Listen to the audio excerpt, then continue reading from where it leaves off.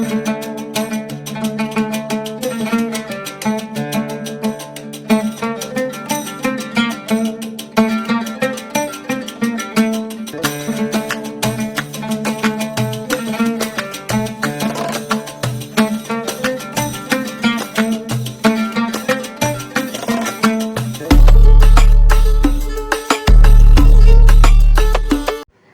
കൂട്ടുകാരെ, അസ്സലാമു അലൈക്കും. Welcome to my YouTube channel Mamoos Thekkan. അപ്പോൾ 4ാമത്തെ നോമ്പിൻ്റെ കുറച്ച് വിശേഷങ്ങളൊക്കെയാണ് കാണിക്കുന്നത്. അപ്പോൾ പതിവ് പോലെ തന്നെ ഇന്നും പത്തിരി തന്നെയാണ് കേട്ടോ. അപ്പോൾ പത്തിരിയാണ് ഇവിടെ എല്ലാവർക്കും കൂടുതൽ ഇഷ്ടം. അപ്പോൾ കുട്ടികൾക്കാണെങ്കിലും ഇപ്പോൾ പത്തിരിനോടാണ് വലിയ താല്പര്യം കൂടുതൽ കേട്ടോ. അപ്പോൾ കഴിഞ്ഞ വർഷമൊന്നും ഇങ്ങനെയൊന്നും ആയിരുന്നില്ല. അപ്പോൾ ഇപ്രാവശ്യം എന്താ അവർക്ക് പത്തിരിയാണ് എപ്പോഴും കൂടുതൽ ഇഷ്ടം. അപ്പോൾ ഞാൻ ളുഹർ നിസ്കരിക്കുന്നതിന് മുൻപ് തന്നെ പത്തിരിയൊക്കെ പൊടി വാട്ടി കുഴച്ച് പരത്തി വെക്കാനാണ് കേട്ടോ.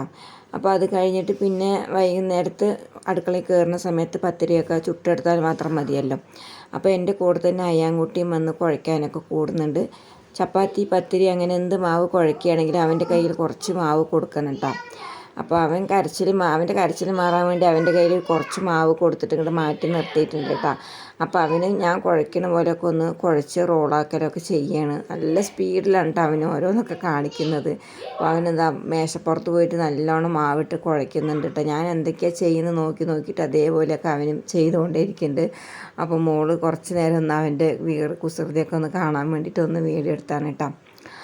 അപ്പോൾ വീഡിയോ കണ്ടുകൊണ്ടിരിക്കുമ്പോൾ മറക്കാതെ ലൈക്ക് ചെയ്യണം. പുതിയ കൂട്ടുകാരൊക്കെ ഉണ്ടെങ്കിൽ ഒന്ന് സബ്സ്ക്രൈബ് ചെയ്ത് സപ്പോർട്ടോടെ ചെയ്യണം കേട്ടോ. അതേപോലെ തന്നെ നിങ്ങളുടെ വിലയേറിയ അഭിപ്രായങ്ങളൊക്കെ ഒന്ന് കമൻറ്റ് ബോക്സിൽ അറിയിക്കണേ. പിന്നെ ഇന്നലെ വരെ വീഡിയോ കണ്ട് സപ്പോർട്ട് ചെയ്ത എൻ്റെ എല്ലാ കൂട്ടുകാർക്കും ഒരുപാട് നന്ദിയുണ്ട് കേട്ടോ. അപ്പോൾ എങ്ങനെ നോമ്പിൻ്റെ വിശേഷങ്ങളൊക്കെ ക്ഷീണമൊക്കെ ഉണ്ടോ? എങ്ങനെയാണ് നിങ്ങളുടെ നോമ്പിൻ്റെ വിശേഷങ്ങളൊക്കെ ഒന്ന് അറിയിക്കണേ. ചൂട് കൂടുതലാണ് എങ്കിലും ഇപ്പോൾ അധികം ക്ഷീണമെന്ന് നമുക്ക് തോന്നുന്നില്ല. കാരണം നമ്മളിപ്പോൾ നോമ്പെടുത്തിട്ട് പുറത്തൊന്നും പോകുന്നില്ല. അതുകൊണ്ടായിരിക്കും തോന്നുന്നത്. എന്തെങ്കിലും ആവശ്യങ്ങൾക്കൊക്കെ വെയിലത്ത് പുറത്ത് പോവുകയാണെങ്കിലൊക്കെ നല്ല ക്ഷീണം ഉണ്ടാവില്ല. അപ്പോൾ ഇത് പത്തിരിൻ്റെ മാവൊക്കെ കുഴച്ച് കഴിഞ്ഞു. അപ്പോൾ ഇനി അത് ഫുള്ളും ഇതുപോലെ ഞാൻ പരത്തി വെക്കുകയാണ് കേട്ടോ. അപ്പോൾ ഞാനിങ്ങനെ പരത്തി കൊടുത്തിട്ട് അരിപ്പൊടിയിൽ ഇങ്ങനെ ഇട്ട് കൊടുക്കും. മോൾ അവിടെ നിന്ന് എടുത്തിട്ട് വേറൊരു പാത്രത്തിലേക്ക് വെക്കുകയാണ് കേട്ടോ ചെയ്യുന്നത്. പിന്നെ അവൾക്ക് തിങ്കളാഴ്ച ചൊവ്വാഴ്ചയൊക്കെ അവൾക്ക് പരീക്ഷയുള്ളൂ. അതുവരെ അവൾക്ക് ലീവ് തന്നെയാണ്. അപ്പോൾ വെറുതെ ഇരുന്ന് ഇങ്ങനെ ഉറക്കം തൂങ്ങും ഒന്നും ചെയ്യേണ്ടെന്ന് പറഞ്ഞിട്ട് ചെറിയ എന്തെങ്കിലും പണിക്കൊക്കെ ഹെൽപ്പ് ചെയ്യാൻ വേണ്ടിയിട്ട് ഞാനിങ്ങനെ വിളിക്കണ്ട. പിന്നെ അവൾ വിളിച്ചില്ലെങ്കിൽ അവൾ വരികയൊക്കെ ചെയ്യും. വന്നിങ്ങനെ അവളെ കൊണ്ടാവുന്നത് എന്തെങ്കിലുമൊക്കെ കുറച്ചൊക്കെ ഇങ്ങനെ ചെയ്തു തരും. അപ്പോൾ ഞാനിതങ്ങനെ പരത്തിയിട്ടൊക്കെ ഈ പാത്രത്തിൽ പൊടിയുള്ളതിൽ ഇട്ട് കൊടുക്കുമ്പോൾ അവൾ അവിടെ ഇരുന്നിട്ട് സ്റ്റൂളിട്ടിട്ട് അവൾ അവിടെ ഇരിക്കുന്നുണ്ട്. അവൾ അവിടെ നിന്ന് അതൊക്കെ എടുത്തിട്ട് അപ്പുറത്ത് ഇട്ട് വയ്ക്കുന്നുണ്ട് കേട്ടോ. പിന്നെ അത് ളുഹറിന് ശേഷം പിന്നെ അടുക്കളയിൽ കയറി അപ്പോൾ അടുപ്പൊക്കെ കത്തിച്ച് പത്തിരിയൊക്കെ ആദ്യം ഒന്ന് ചുട്ടെടുക്കുകയാണ് കേട്ടോ. അപ്പോൾ വലിയ കല്ല് തന്നെ വെച്ചതുകൊണ്ട് 3-4 പത്തിരിയൊക്കെ ചുടാൻ പറ്റുന്നുണ്ട്. പിന്നെ ഇന്ന് പത്തിരിക്ക് കറി പറയാൻ കുറച്ച് ദിവസം മുന്നേ ചിക്കൻ കറി വെച്ചതിൻ്റെ കുറച്ച് ഞാൻ കറി വെച്ച ഉടനെ തന്നെ മാറ്റി വെച്ചിരുന്നു കേട്ടോ. അപ്പോൾ അതെടുത്ത് ചൂടാക്കാനാണ്. ആദ്യം കരുതി മസാലക്കറി എന്തെങ്കിലും ഉണ്ടാക്കാമെന്ന്. പിന്നീടാണ് ചിക്കൻ കറിയുള്ള ഓർമ്മ വന്നത്. അപ്പോൾ എന്നാൽ അത് ചൂടാക്കാമെന്ന് കരുതി. പിന്നെ തലേദിവസം വെച്ച കുറച്ച് ചൂരമീൻ്റെ കറിയും അതൊക്കെ ഇരിക്കുന്നുണ്ട്. അപ്പോൾ ഇനി വേറെ പ്രത്യേകിച്ച് കറികളൊന്നും ഉണ്ടാക്കുകയൊന്നും വേണ്ട. അപ്പോൾ മീൻ കറി വേണ്ടവർക്ക് മീൻ കറി, ചിക്കൻ കറി വേണ്ടവർക്ക് അങ്ങനെ. അതല്ലെങ്കിൽ പിന്നെ കുറച്ച് തേങ്ങാപ്പാലും കൂടി ഞാൻ എടുത്ത് വയ്ക്കുന്നുണ്ട്. അപ്പോൾ ആ തേങ്ങാപ്പാലും മാത്രം മതിയെങ്കിൽ അങ്ങനെ കഴിക്കാമല്ലോ എന്ന് കരുതിയിട്ട് കേട്ടോ. അപ്പോൾ എന്തായാലും അയാൻകുട്ടിക്ക് എന്തായാലും കുറച്ച് തേങ്ങാപ്പാൽ നിർബന്ധമായിട്ട് വേണം. അപ്പോൾ അവനതും കുറച്ച് പഞ്ചസാരയൊക്കെ ഇട്ട് കൊടുത്താൽ അവൻ അങ്ങനെ കഴിച്ചോളും കേട്ടോ. പിന്നെ ഇന്ന് സ്നാക്സ് എന്ന് പറയാൻ കുറച്ച് ബ്രെഡൊക്കെ റെഡിയാക്കി വെച്ചിട്ടുണ്ട് കേട്ടോ. ബ്രെഡ് പോക്കറ്റ് ഉണ്ടാക്കാനാണ്. അപ്പോഴേക്കും എന്താ മോളൊന്ന് ജ്യൂസൊക്കെ അടിച്ചെടുക്കുന്നുണ്ട്. അപ്പോൾ വേവിച്ച ക്യാരറ്റിൽ കുറച്ച് ചെറുപഴമൊക്കെ ഇട്ട് കൊടുക്കുന്നുണ്ട്. അതിനുശേഷം കാച്ചിയ പാലാണ് കേട്ടോ. കാച്ചിയിട്ട് നല്ലപോലെ തണുത്ത പാലും പിന്നെ കുറച്ച് നഞ്ഞാരിൻ്റെ സ്ക്വാഷാണ് ഒഴിച്ചു കൊടുക്കുന്നത്. അങ്ങനെയാകുമ്പോൾ പഞ്ചസാര അധികമൊന്നും വേണ്ട. വേണമെങ്കിൽ 1 സ്പൂണോ 2 സ്പൂണോ ചേർത്ത് കൊടുത്താൽ മതി കേട്ടോ. പിന്നെ ബദാം മിൽക്ക് മിക്സിൻ്റെ കുറച്ച് 2 തുള്ളി അതും ഒഴിച്ചു കൊടുത്തിട്ടുണ്ട്. എന്നിട്ട് നല്ലപോലെ അടിച്ചെടുത്തിട്ടുണ്ട്. അപ്പോൾ ഏലക്കായ ഇടട്ടെ. പോക്കറ്റ് ബ്രെഡ് ഉണ്ടാക്കാനാണ്. അപ്പോൾ ഇത് കുറച്ച് മൈദപ്പൊടിയാണ്. ഒരു മുട്ട ഉടച്ചൊഴിക്കാം.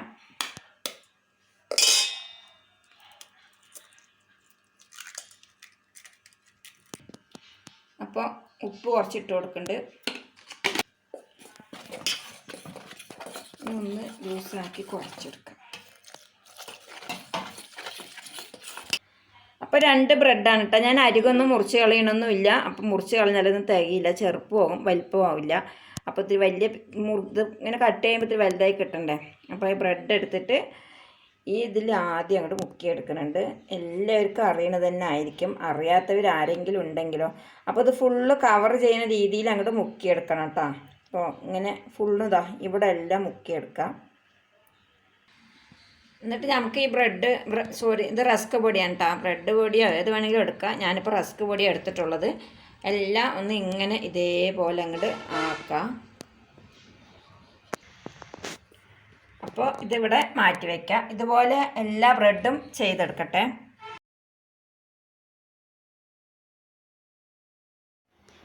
അപ്പോൾ 5 സെറ്റാക്കിയിട്ടുണ്ട് കേട്ടോ.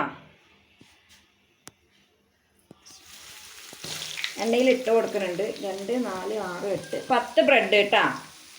കണക്കിൽ കുറച്ച് വീക്കാണ്, അതാണ് ഒന്നും കൂടെ എണ്ണ നോക്കിയത്. 10 ബ്രെഡ് 5 സെറ്റാക്കിയിട്ടുണ്ട്. അപ്പോൾ ആൾക്ക് ഈ 2 എണ്ണം വെച്ചെടുക്കാം. ഇതിൽ ഓരോ ബ്രെഡ് ഇട്ടിട്ടേ പൊരിക്കാൻ പറ്റുള്ളൂ, 2 എണ്ണം കൊള്ളില്ല. അപ്പോൾ അത് ചെറുതായിട്ടൊക്കെ ഒന്ന് പൊരിച്ചെടുക്കട്ടെ. ഒരുപാട് അങ്ങോട്ട് മൂക്കൊന്നും വേണ്ട കേട്ടോ. ബ്രെഡ് തന്നെയല്ലേ, ചെറുതായിട്ട് പൊരിച്ചെടുത്താൽ മതി. ഇന്ന് നിങ്ങൾക്ക് അപ്പോൾ നമ്മളിങ്ങനെ കോട്ട് ചെയ്യുമ്പോൾ ഈ മൈദമാവും മുട്ടയും റസ്ക് പൊടിയൊക്കെ കോട്ട് ചെയ്യുമ്പോൾ ഈ അരികൊക്കെ ശരിക്കും അങ്ങോട്ട് കവർ ചെയ്യണം കേട്ടോ. അറിയാത്തവർക്കാണ് പറയണത്. അതുകൊണ്ടാണ് മുട്ടയിൽ മാത്രമായിട്ട് മുക്കുമ്പോൾ ശരിക്കും അങ്ങോട്ട് പറ്റില്ല. അതാണ് മൈദമാവിൽ മുട്ട ഒടിച്ചിട്ട് ആക്കിയെടുത്തത്. ഇനി ഇവിടെയൊക്കെ ഇങ്ങനെയും കൂടെ ഒന്ന് പൊരിച്ചെടുക്കാം. അപ്പോൾ ആദ്യത്തെ സംഭവം ആയിട്ടുണ്ട്. ഇനി ഇതുപോലെ ഈ 4 പീസും പൊരിച്ചെടുക്കട്ടെ. എല്ലാം ഇങ്ങനെ എടുക്കുക, മെല്ലെ അങ്ങോട്ട് വെച്ച് കൊടുക്കുക.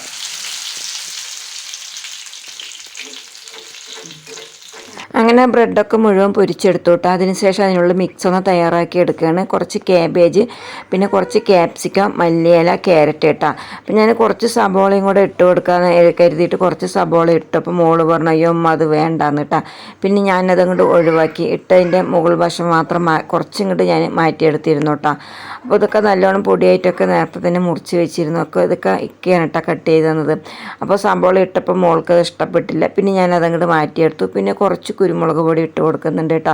പിന്നെ ഞാനിവിടെ റെഡിയാക്കി വെച്ച മയോണൈസ് തന്നെയാണ് ഇതിൽ ഒഴിച്ചു കൊടുക്കുന്നത്.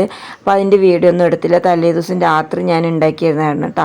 അപ്പോൾ അത് 2 കോഴിമുട്ട പുഴുങ്ങിയെടുത്തതാണ്. അതിൽ കുറച്ച് കുരുമുളക് പൊടി, ലേശം ഉപ്പ്, പഞ്ചസാര, വെളുത്തുള്ളി, സൊർക്കാട്ടോ, പിന്നെ ഒരു ലേശം ചെറുനാരങ്ങ നീരും കൂടെ ഒഴിച്ചിട്ട് നല്ലപോലെ അടിച്ചെടുത്തിട്ടുണ്ട്.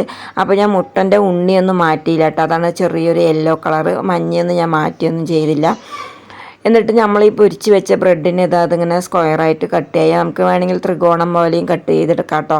അപ്പോൾ ഞാനെല്ലാം ഇതേപോലെയാണ് കട്ട് ചെയ്ത് വെച്ചിരിക്കുന്നത്. എന്നിട്ട് അതിനെ ഒരു പോക്കറ്റ് പോലെ ഇങ്ങോട്ട് ആക്കിയിട്ട് അതിൻ്റെ അകത്ത് ഈ ഫില്ലിങ് അങ്ങോട്ട് വെച്ച് കൊടുക്കുക തന്നെ കേട്ടോ. അപ്പോൾ നമ്മുടെ പോക്കറ്റ് ബ്രെഡിൻ്റെ പണി ഇത്രയേ ഉള്ളൂ. അപ്പോൾ ബ്രെഡൊക്കെ നേരത്തെ പൊരിച്ച് വെച്ചിരുന്നു, അതൊക്കെ കഴിഞ്ഞിട്ടാണ് കേട്ടോ. പിന്നെ ഞാൻ ഈ കഴിക്കാൻ പോകുന്ന സമയത്തൊക്കെയാണ് ഈ ഫില്ലിംഗ് ഒക്കെ ഒന്ന് റെഡിയാക്കി എടുക്കുന്നത് കേട്ടോ. അപ്പോൾ മയോണൈസ് ചിലവർ വേണമെങ്കിൽ ഇതിൽ സോസും തക്കാളി സോസും തേച്ച് കൊടുക്കുകയൊക്കെ ചെയ്യും.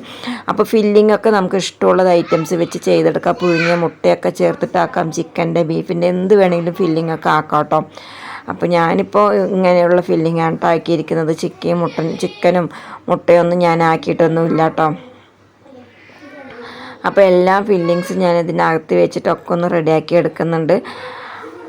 അപ്പോൾ എനിക്ക് ഉണ്ടാക്കിയ ഫില്ലിങ്സ് കറക്റ്റായിരുന്നു കേട്ടോ. ഞാൻ പിന്നെ കുറച്ച് അധികം തന്നെ ഫില്ലിങ്സൊക്കെ വെച്ച് കൊടുത്തു കേട്ടോ. അപ്പോൾ എല്ലാം ആയി. ഞങ്ങളൊക്കെ ടേബിളിൻ്റെ മേലൊക്കെ വെച്ചു കേട്ടോ. അപ്പോൾ ഇനി നോമ്പ് തുറക്കേണ്ട സമയമൊക്കെ ആയി. പത്തിരിയും തേങ്ങാപ്പാലൊക്കെ എടുത്തത് അതൊക്കെ വെച്ചിട്ടുണ്ട്. പിന്നെ ജ്യൂസ് അടിച്ചിട്ടുണ്ട്, കുറച്ച് വെള്ളം കലക്കിയിട്ടുണ്ട്, തണ്ണിമത്തനും ആപ്പിളൊക്കെ ഉണ്ട് കേട്ടോ. അപ്പോൾ മേശപ്പുറത്ത് വെച്ചപ്പോൾ അയാൻകുട്ടി വെറുതെ എത്തി എടുത്ത് നോക്കാനൊക്കെ ഇങ്ങനെ കരഞ്ഞുകൊണ്ട് നിൽക്കുകയാണ്. ഞങ്ങളുടെ നേരെ ഇരിക്കാൻ സമ്മതിക്കണില്ല. പിന്നെ ഞങ്ങളതെല്ലാം എടുത്ത് കീപ്പിട്ടിരുന്നു കേട്ടോ. ശരി, എന്നാൽ നമുക്ക് താഴെ ഇരുന്ന് നേരെ നോമ്പ് തുറക്കാം. അപ്പോൾ അതുവാണെങ്കിൽ അവന് ഒരു ഭാഗത്ത് താഴെ ഇരിക്കുമല്ലോ എന്ന് കരുതിയിട്ട് പിന്നെ ഞങ്ങളെല്ലാവരും കൂടെ താഴെ ഇരുന്നു. എന്തായാലും നോമ്പ് തുറക്കണ നേരത്തെ ഒരു ബഹളം തന്നെയാണ് കേട്ടോ. നമ്മളെക്കാളും കൂടുതൽ ധൃതി അവനായിരിക്കും. അപ്പോൾ നമ്മൾക്കൊക്കെ ആക്കുന്നത് പോലെ എടുക്കുന്നത് പോലെ അതേപോലെ അവനും എല്ലാ ഐറ്റംസും അവിടെ ഉണ്ടാവണം കേട്ടോ. അല്ലെങ്കിൽ ഭയങ്കര കരച്ചിലാണ്. ഒന്നും കഴിക്കുകയൊന്നുമില്ല, എന്നാലും എല്ലാം അവനിക്ക് അയാന് എന്ന് പറഞ്ഞുകൊണ്ടേ ഇരിക്കും കേട്ടോ. അപ്പോൾ അൽഹംദുലില്ലാ ഇന്നത്തെ നോമ്പ് അറിയും റാഹത്തായി കേട്ടോ. അപ്പോൾ പഠിച്ചോ നമ്മുടെ നോമ്പൊക്കെ നല്ല നോമ്പായി സ്വീകരിക്കട്ടെ എന്നൊക്കെ കരുതിയിട്ട് ഞങ്ങളെല്ലാവരും കൂടെ താഴെ ഇരിക്കുകയാണ്, വെയിറ്റ് ചെയ്യണം. അപ്പോൾ നല്ലൊരു വീഡിയോ ആയിട്ട് നമുക്ക് വീണ്ടും കാണാം. അസ്സലാമു അലൈക്കും.